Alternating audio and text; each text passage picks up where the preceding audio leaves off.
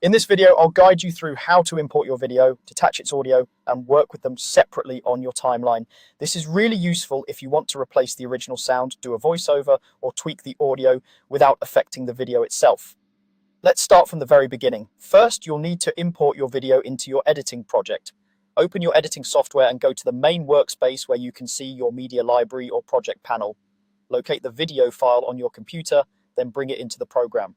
You can usually do this by dragging the file directly from your desktop or folder into the media area of your editor, or by using the import option in the menu and selecting your file from there.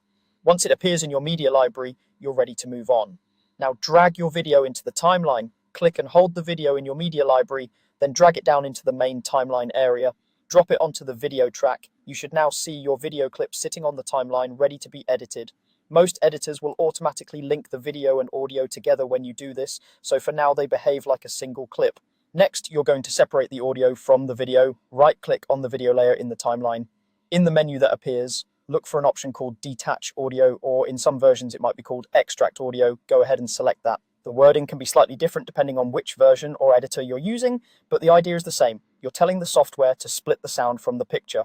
After you do this, a separate audio layer should appear underneath your video clip on the timeline. You'll see the video on the upper track and a waveform on the track below representing the audio.